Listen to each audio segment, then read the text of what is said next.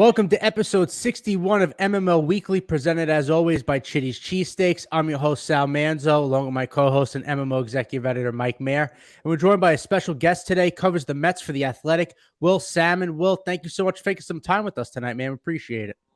Yeah, absolutely. Thanks for having me on, guys. You got it, man. But obviously, we're going to get to your Brewers ties. We know we got the right man to talk to about Stearns and any Counsell speculation here. But the last time we had a show, obviously, Mike and I, between now and then, Billy Epler was let go by the Mets, kind of unexpectedly, or resigned, however you want to call it. So we do want to kind of just start the show talking about that.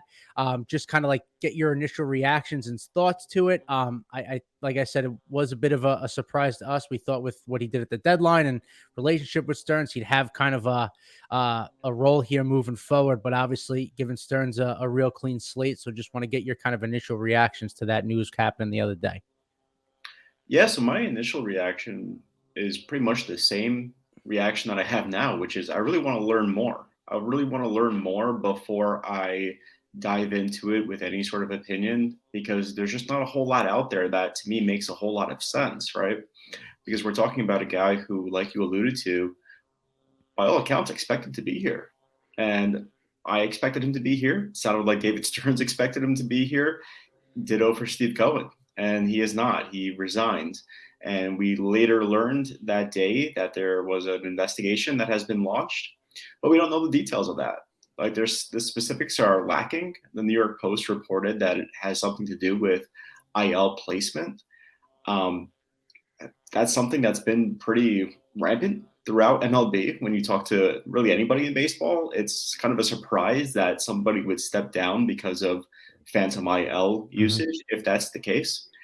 So like that makes me think, okay, there has to be something else here that we're missing, or not to sound very speculative here, but like it just leads to me thinking I really want to learn more about it. And of course, Billy Epler hasn't spoken, hasn't done any media interviews or anything like that. The team hasn't put anything out there adding any more information aside from the fact that that they haven't really even acknowledged the investigation either. But there has been some reports, and I've reported as well, that Steve Cohen is not the focal point of it. But that's about all I could really relay as far as reaction goes on it. It's definitely surprising, and it still is something where we're almost a week after the fact, and we're still trying to put the pieces of the puzzle together.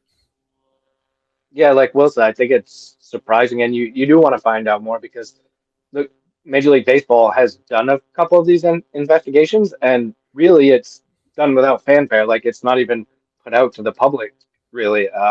They've done a couple in recent years, and it's just the slap on the wrist type thing. Like I said, it doesn't even become news to the point where it's reported, really.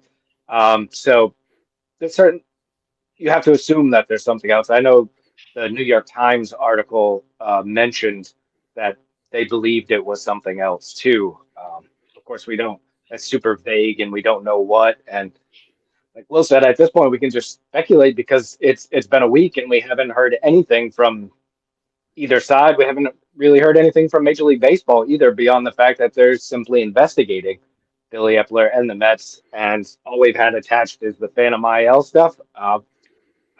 There's certainly Mets players that you can point to last year or this season where there was phantom IL stuff, but like Will said, that just doesn't get you to the level of the guy who's going to be your GM resigning. It's just not on that level, even if you are found that you did and you can prove it, which is why it never gets to a big point, because it's really tough to prove that you're phantom ILing anyone, because you have the doctors that back up what the team's saying. They have normally it's a player that has a reoccurring injury, or it's the type of injury that keeps reoccurring or can, and it's pretty common. So yeah, I think we'll really get to dive into it more once more information's out there, and we just don't have all of that yet. Yeah, I mean, it's interesting, right? I feel like right before that, his resignation happened, whatever, an article had come out that apparently he was a lot of contention between him and Buck as far as him pushing to put Daniel Voback in the lineup and things like that. I don't know how true any of that is. It's just funny was how that timing, kind of went. I wonder if and something like that, it's something to do with it in the sense of, they're worried. They don't want any miscommunication at the top as far as who's going to be making those kind of decisions with Stearns and whatnot. It was just, kind of reiterating what both of you were saying. It's just pretty out of left field, no pun intended, that, this kind of happened. But I would imagine at least for now, it's not the worst deal in the world. I kind of like that Stearns is, you're getting paid $10 million a year, whatever it is. You can wear the GM hat too. You're going to be doing it anyway. You're going to be making decisions. So just weird how it all happened and unfolded. But hopefully, like you said, we'll just find out more as time goes on, because it is just pretty interesting. Yeah, we also don't know the what the next step will be for the Mets at that job too, right? Like with the GM role, which I think is interesting. Like you mentioned, Sal, like the idea that Stearns could still just act as GM, and Right. which is basically just a little bit of an extension of his title anyway, Sure. since he's the head decision maker. Sure, he could definitely use the help, but in the interim, they have something pressing in terms of a managerial position that they have to fill first, I would assume.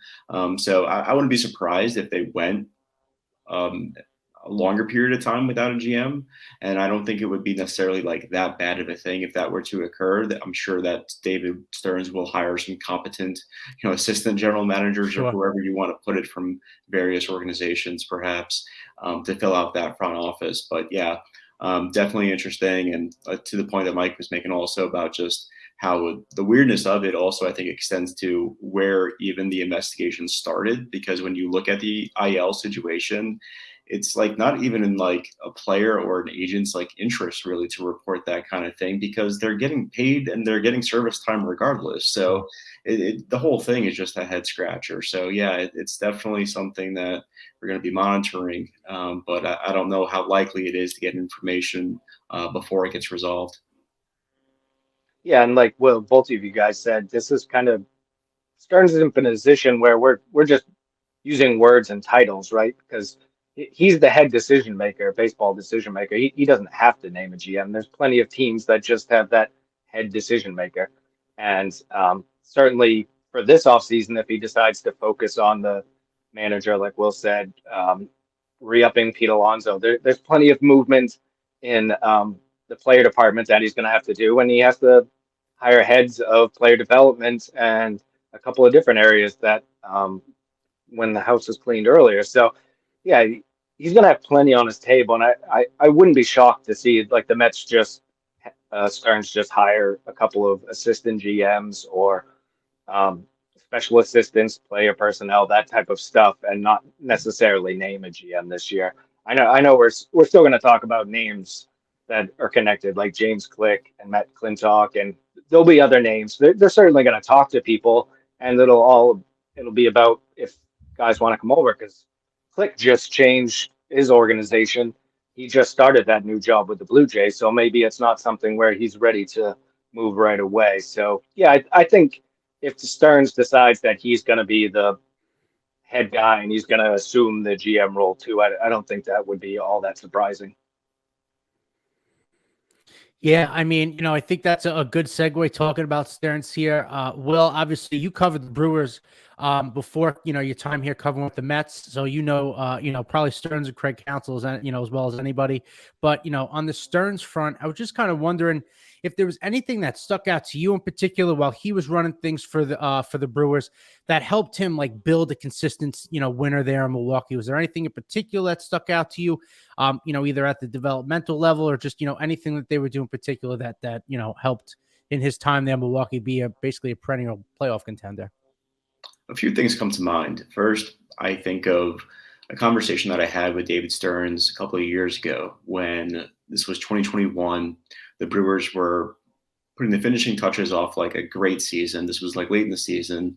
Really good pitching staff, if you recall. They had Corbin Burns firing on all cylinders, really. Brandon Woodruff, Freddie Peralta. It was just a great staff up and down, not to mention a great bullpen. Putting that or like being the glue guy to all that all that talent within that staff was pitching coach Chris Hook.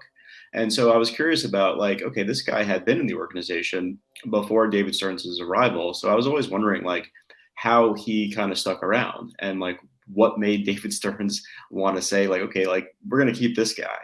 And lo and behold, it just comes down to a simple answer. When he got the job, similar to what he said recently when he had the first press conference with the Mets, his first order of business is to really listen to people that are still on this staff and to get a feel for the people who are part of the group currently, what their strengths are, what they do well, also like what could be better for the organization. And obviously he's talking to different people about other different people, presumably. And so to go back to the example I gave with the pitching coach of the Brewers, Chris Hook, it came down to nobody had a bad thing to say about the guy. And everybody said, you have to keep this guy. So, of course, David Stearns kept the guy, and he kept advancing throughout, and he became the Brewers pitching coach, and he still is, and he's still damn good at his job. So all that to say, I think David Stearns means what he says when he says he's going to listen to people.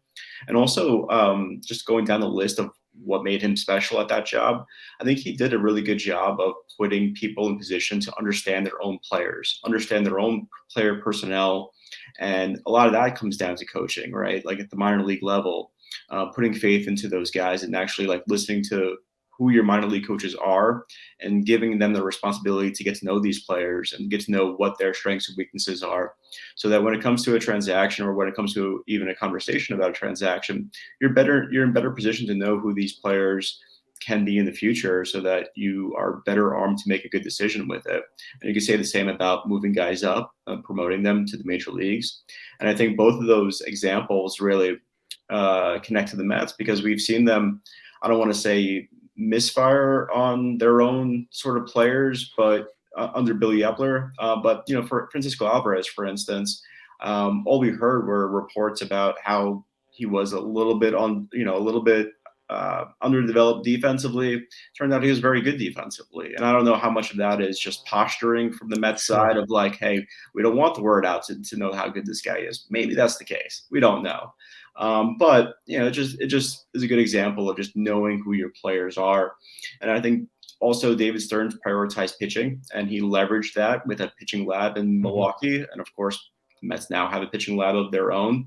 And also David Stearns really did well with winning transactions, to put it simply. Like, he won a fair share of transactions, and that's a huge part of the job when you're the GM or you're the president of baseball operations, right? Is to win these transactions, whether they're trades, whether it's on the waiver wire, free agent signings, all of it. So he did a really good job with that, with trades, and also just maneuvering around that 40-man roster and maximizing it. So it's a host of things that make him special and makes him sort of a slam dunk candidate for the Mets. Yeah, and I think to Will's point, you could talk about one of the Mets' glaring weaknesses. I think from this year, you would point to player development, whether it was Kevin Howard, who was the director there, whether it was Buck and the playing time, whether it was Billy Epler and when he called up players. That was something that really hindered the 2023 Mets. Beatty came up, played well for a while, and then obviously didn't play well the rest of the year. Vientos finished the year off strong. Mauricio came up and had some flashes, but overall, he kind of struggled offensively too, especially towards the end of the season. And Alvarez, while very good defensively, he had a couple of months that we've talked about, Sal, where he kind of disappeared offensively. So at least 1, 2, 3 of these guys is going to be very important to the Mets going forward. And the pieces that they traded for last year with Acuna and Gilbert and Clifford, these guys are going to be all in double to triple A next year and ready to help the Mets pretty soon too. So player development and getting the most out of their young players is going to be a huge key for the Mets, not only in the short term, but in the long term too. And that's what Cohen always talked about, right? Was when he was saying Dodgers East, because that's what the Dodgers do.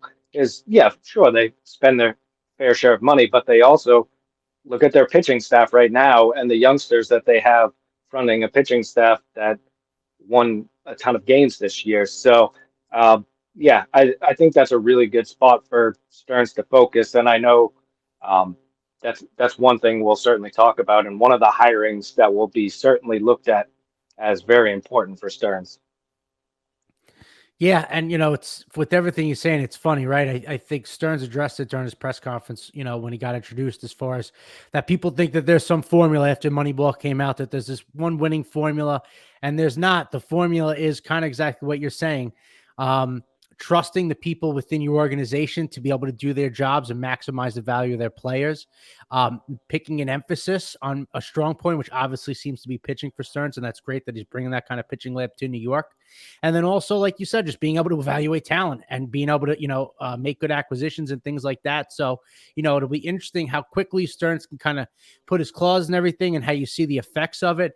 But, with that being said, obviously we're talking about what he did with, obviously a smaller kind of budget in Milwaukee, right? So I just was wondering what you think, how he can be successful now with Steve Cohen's checkbook, so to speak, with everything he did in Milwaukee, how he could kind of, fare now in this large New York market that he, money-wise seems like unlimited at times.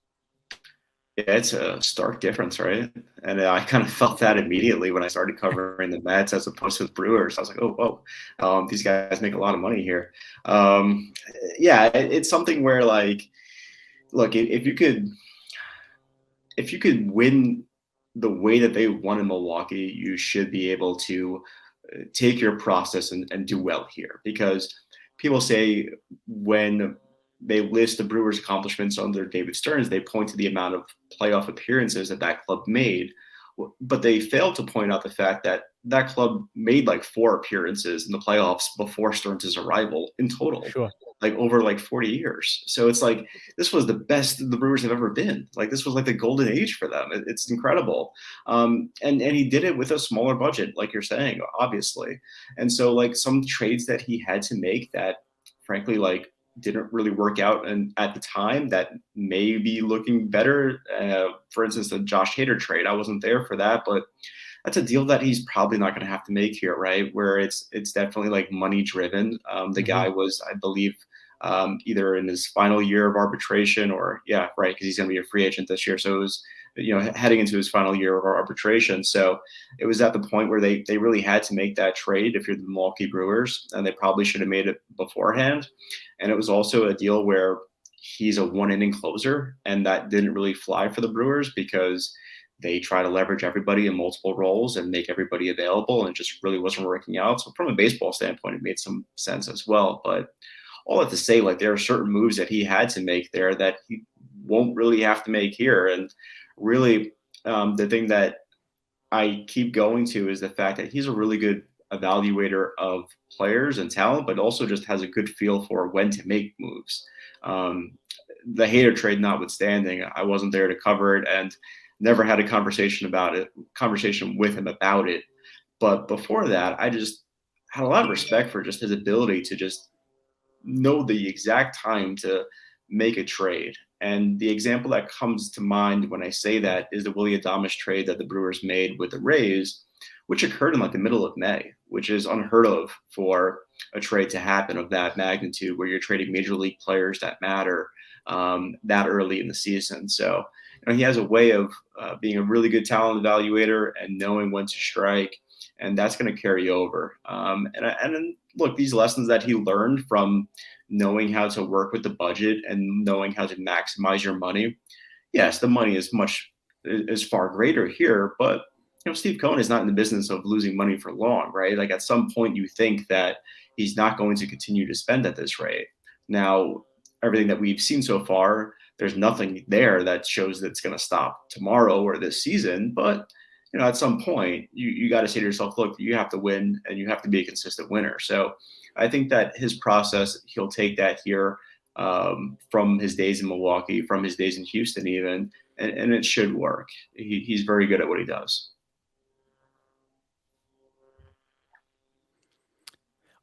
So with that, obviously, it's funny you kind of say that. Friends of mine, Mets fans, friends of mine who are in the same boat. We're all looking to see, everyone wants to see the Mets, win here. Made the point to me that obviously Cohen has spent kind of like a drunken sailor. Like he said he wasn't going to do. He spent a lot his first couple of years here, which is trying to be competitive right out of the gate. And I think that's great. But as people are pointing out now, you can't just spend money and win, right? You have to be able to do both. And it sounds like, to me at least, that the thing that Stearns is going to come in and do is yes, he's going to have that budget to work with, right? But I don't think, it seems like the money's not going to go to his head in the sense of like a Billy Epler was. He's known for signing older free agent players, and that's a lot of what he did in with the Angels and things like that, and didn't really work out. I think that we can be, as fans, excited about the fact that he will be able to spend money when needed, but also that it's not going to get to his head in the sense that that's all they're going to want to do, that he's really going to put this emphasis on building from within.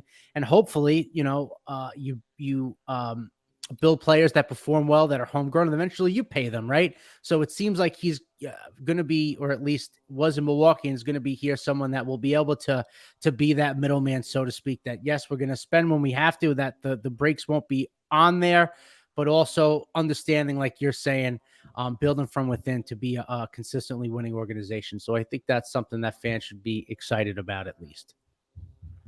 And I think to your point, Sal, like that goes directly into what's going to be one of his first big decisions, right? Is what to do with Pete Alonso. Sure. Look, obviously in Milwaukee, that's the type of player that they get really cheap. They get off waivers, or they make small little trades to guys that are making like $2 to $5 million a year. Alonso's already going to be, I think his arbitration projection was like $22 million for this year. And obviously the Mets want to, they want to answer that question this offseason of what Alonso is going to be after next season. So that's a really immediate, tough question for Stearns. Does he spend $180, $200 million on a first baseman that's going to likely play what in that contract? He's probably going to be a DH for a large portion of that, if not probably like half of it at least. So that's an immediate question, because not only is Alonso one of the best sluggers in baseball, but this is a guy that's kind of like the face of the Mets fan too. What he brings to New York, with his foundation, just the way he plays, the way he's always, the heart that he has. And so that's a really tough first decision for Stearns. I think this is kind of what separates the two, because in Milwaukee, it's a no-brainer. Like Will said, Hader was in his last year of arbitration. They traded him, so that would be a no-brainer. Our first baseman making $22 million, that's not going to fly on a team like the Brewers. So now he has to come into this situation where it's completely different and figure out what is the dollar amount they're going to want to give Alonso, because Cohen certainly knows all the things we've talked about that Alonso brings value, not only to the team, but the fan base and all of that. So, and they certainly don't want one of Stearns' first moves to be trading one of the most favorite players in recent Mets history, and a guy that next year, or probably not next year, but early the year after that, if you sign him, is going to break the Mets home run record. So it's going to be interesting to see how that plays out. I'm assuming we'll kind of get more of that once they get a manager in, but it'll be interesting to see just how the first conversations are about that.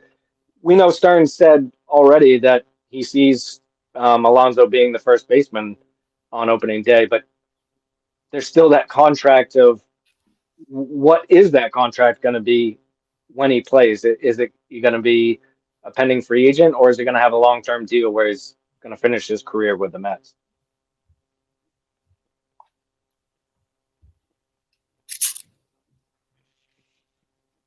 Yeah, I'm hoping. We've talked about it, and Will, I don't know what you think, but just like, do you think there's any sense or anything like that, let's say a deal doesn't get done right in the winter with Alonso, they can't sign a deal.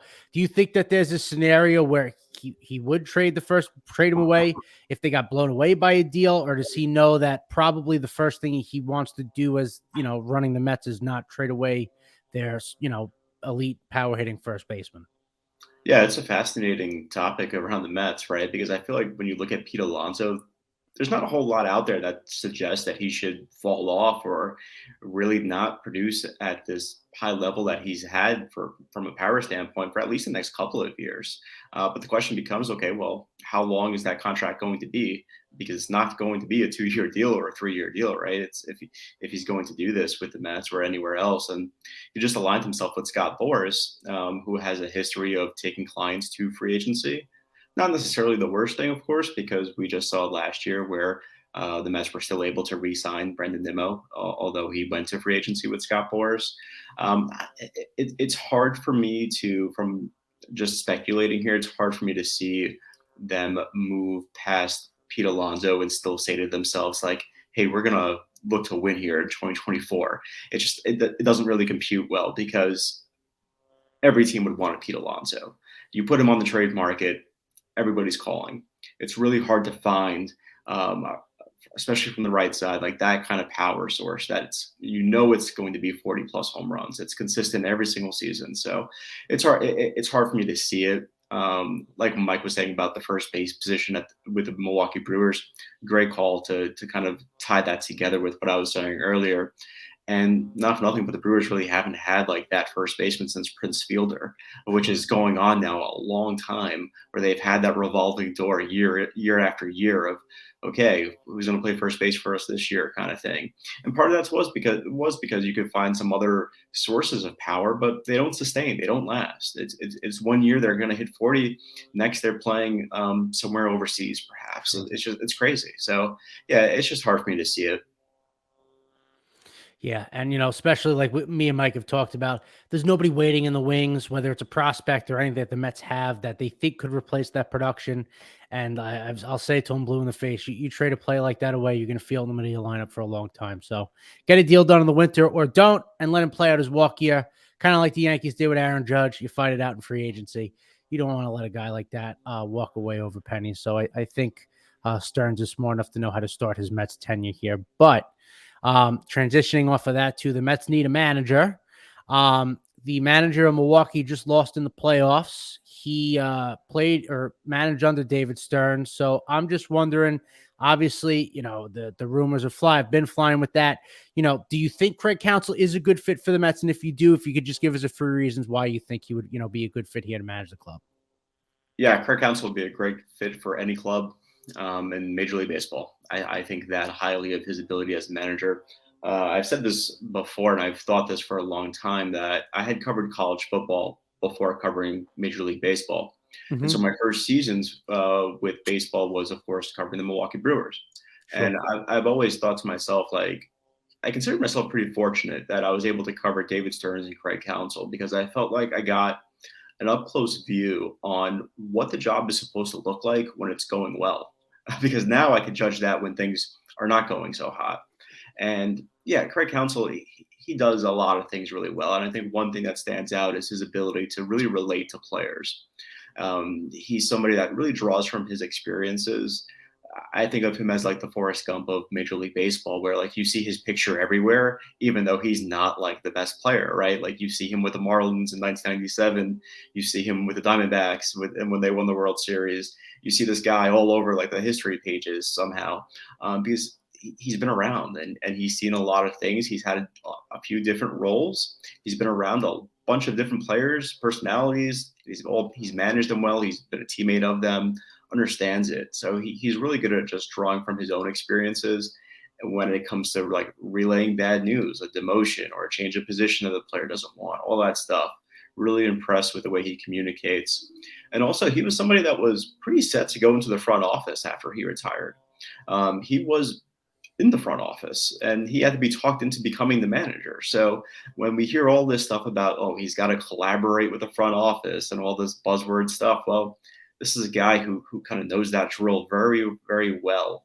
And we're talking about a team like Milwaukee that is really on the cutting edge of that stuff and has been for a while since they hired David Stearns.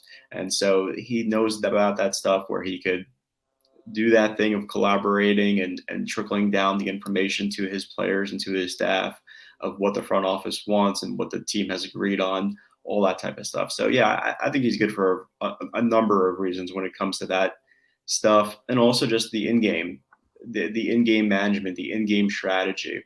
There's a lot of times where you'll question a move that he makes, and similar to Buck Showalter and like what he was able to do, where he's thinking of guys rest days, a week, 2 weeks in advance, that kind of thing.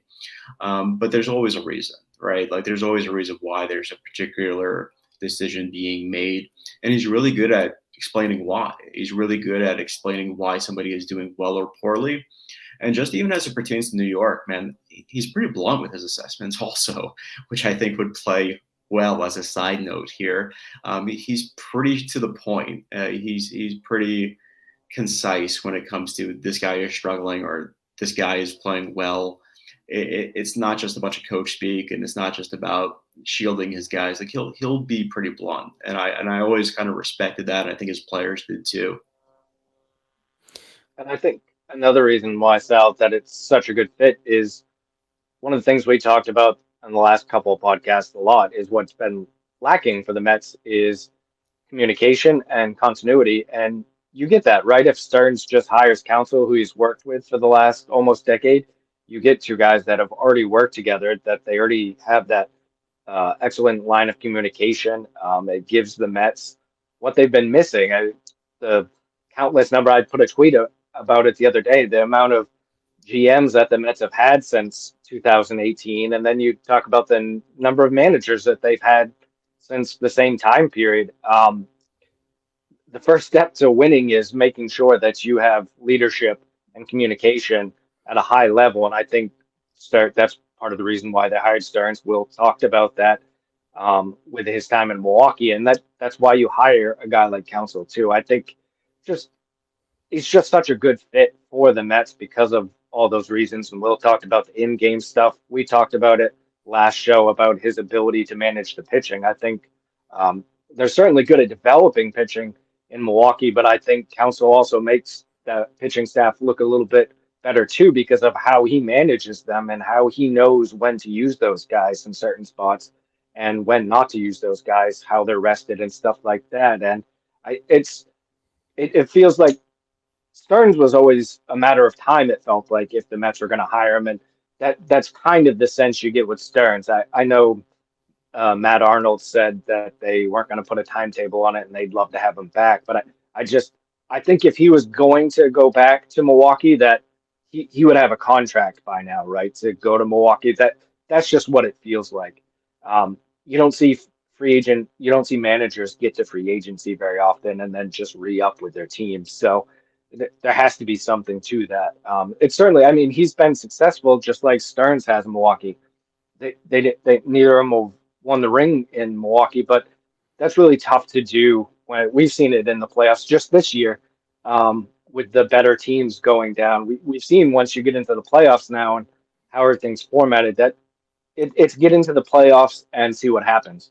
And the Brewers did that. Unfortunately, they didn't go over the hump, but it's also tougher to do that when you have such a low payroll. So I think that's where Stearns comes in. Look, he was able to Stearns and Counsell were able to build perennial playoff teams with that payroll. And now they come in here, or Stearns has so far come in here, and he has the payroll of Cohen. And I think that's where that difference is going to be made. And I think Counsell it's just a natural fit.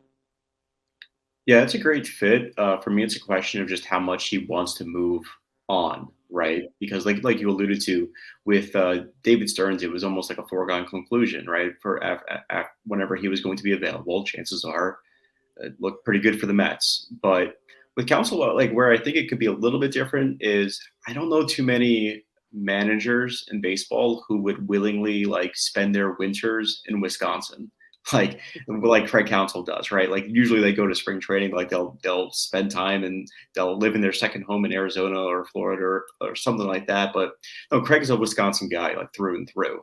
And I think that has to be like part of the thinking, or we have to be at least cognizant of that whenever we talk about a possibility of him moving on, because he's such a part of that fabric in that city too. It's like when Steve Cohen talks about, hey, it's like my civic duty to be like to bring the Mets to the promised lands, Craig Counsell has lived that throughout his tenure as the Milwaukee Brewers manager. Like he does look at it that way as well. Like it is his duty to bring a successful team to that city, and he's done that. I just don't know.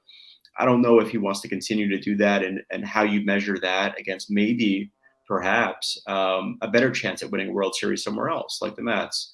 And I think you're right too with like what you said about how we don't typically see managers like go into free agency, but I give him a lot of credit for maybe doing so because he deserves to. Like he deserves to get paid. So if it comes to like even like leveraging other teams, which I don't know if that's the case or not, but if it comes down to like leveraging other teams to get the most money out of Milwaukee, by all means, go for it because he deserves it, and he should be paid like one of the best managers in baseball because frankly he is. Yeah, and I know some friends that are hesitant on Counsell just 'cause they feel like he's underperformed in the postseason, as the Brewers manager. But I think there are a lot of factors to that, and those same people who like Buck Showalter watch him choke in the playoffs over 4 different decades. So it depends on what you look for there. But I think he'd be a great fit.